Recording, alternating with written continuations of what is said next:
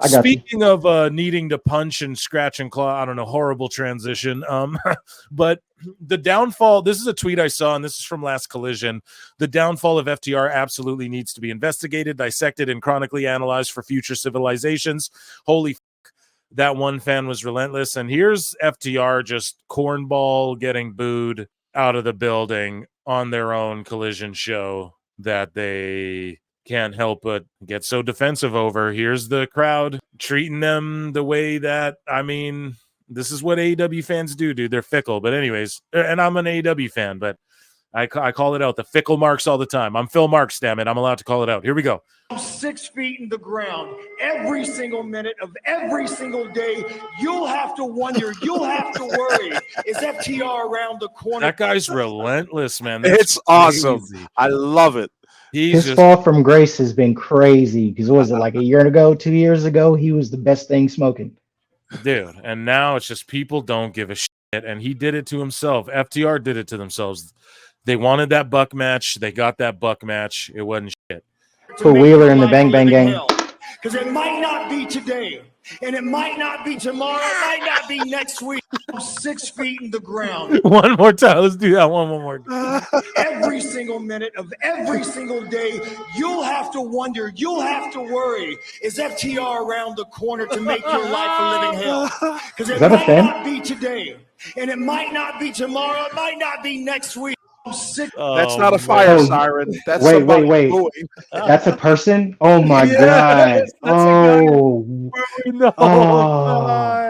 Secondhand embarrassment. You know you have to make that a soundbite, right? Oh, dude, I really should, man. I'll keep that one bookmarked for the time being. Speaking of great sound bites, the feud between Jericho and Sebastian Bach, we come back to this all the time. We, of course, have a Grammy winner in the house here. Sebastian Bach, one of the goats, and here is and Swerve Strickland retained his title. Here is Jericho. This is one of my favorite clips on the internet of all time. I look and see it's not just me. He's so happy. So many of us have stood where I stand. We are the young, so raise your hand. They call us problem child. We spend our lives on trial. We walk an endless mile. We are the youth gone wild. We stand and we won't fall. We're one and one for all. The writing's on the wall. We are the youth gone wild. Why the way he like shakes his lips, it's wow. Drunk it's like a karaoke at its worst. It's like a parody. We are the youth go wow. It's like, come on, man. Like sounds like a radio host. I'm surprised his neighbors didn't call 911. Like there's something going on over at the Jericho compound. I read his faces too, dude. On the wall, we are the youth gone wild. Wow, it's like a guy. He needs to apologize to Canada. Nah, dude, we don't claim him no more. Wow! Yeah! Is he on note with that one? Because I don't know the song he's trying to emulate, but we'll look at the end. Let's see here. I think he'll.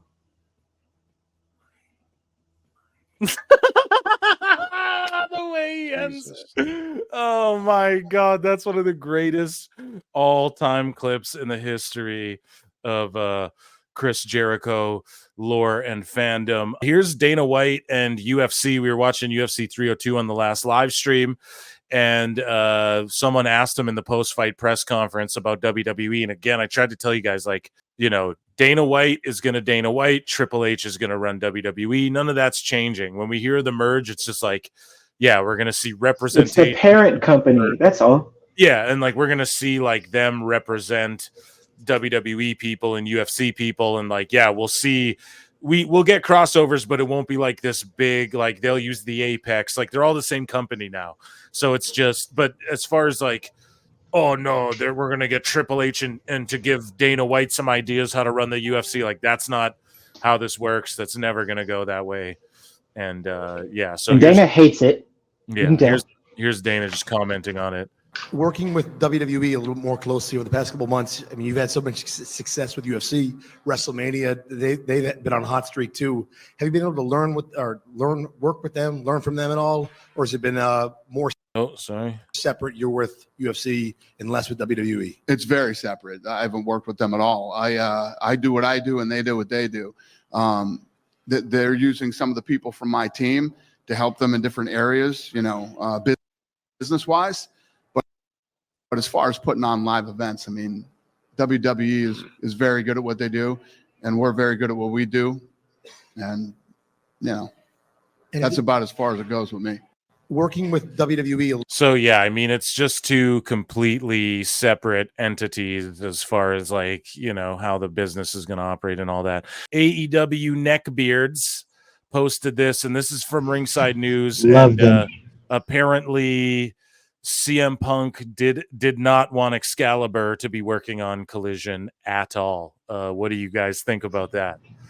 Who would want him working on any announce table in any wrestling promotion? Has he apologized for those racist comments that he used to do regularly on PWG? Of course not. Of course not. Yeah, and like they don't. Yeah, of course not. And like again, that's 70% the reason why he's wearing the mask. Yeah, people don't hold people to the same standards. You know what I mean? And like to go on that, so this guy, I'm not all about snitch tagging and being like, let's tear everyone down. But this guy goes, hey, Tony Khan, you compared WWE to Weinstein, but your employee is going to jail for 220 years for being a pedo. Sorry, YouTube. And you let your kicker SA people on your plane have NDA 2 women who were assaulted by wrestlers you hired. Sounds like you were just an incel Vince McMahon to me. So that's this guy's words, WWE troll CEO's words. Oh, wow. I didn't know about any of that. But this guy, this Jaguars employee is getting 220 years. Bob. Yeah. In a prison sentence for producing child SA material, hacking the Jumbotron, I guess. And is that a part of it? Or is this, I don't know what that's about, but wait, can I get context on that list real quick?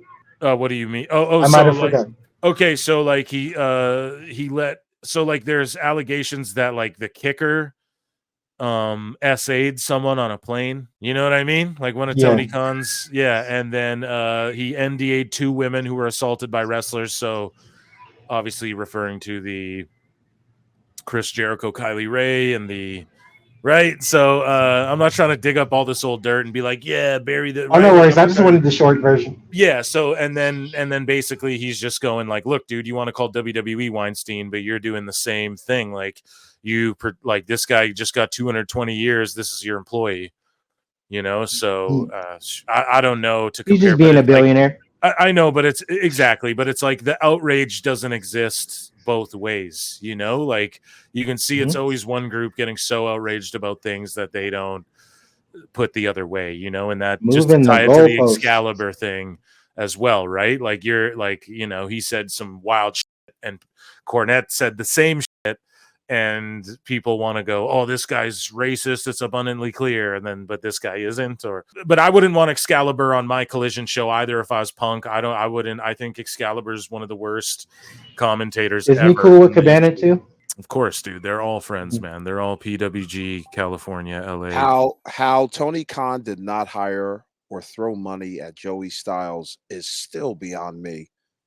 If he was on the very first broadcast of Dynamite, better than Excalibur, way better.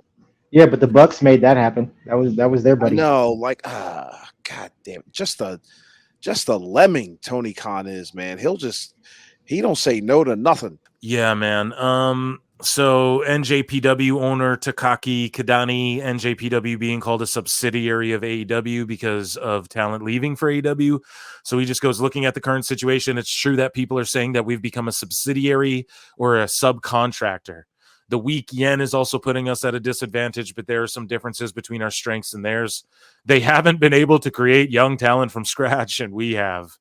We are by no means a subsidiary or subcontractor. So yeah, I don't know, man. This guy I responding.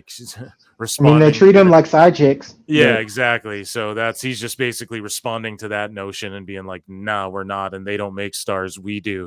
We make young talent. They can't." So that's some shots fired right there. Yeah, but if they leave to still go over there, it doesn't matter. You making it for them. It doesn't completely escape the allegations. So in an interview with Metro, I believe, with Metro, the current Elijah, former Elias from WWE, claimed that he came up with Seth Rollins' Monday Night Messiah character with hopes of portraying it himself.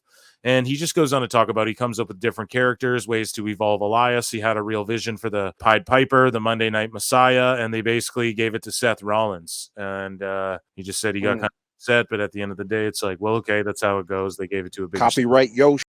Yeah, so I don't know. I thought that was interesting. Just wanted to bring it to the show. What are you guys' thoughts on that? Nothing. No, Not for me. nothing. No, I Okay, mean guys. exactly what he said.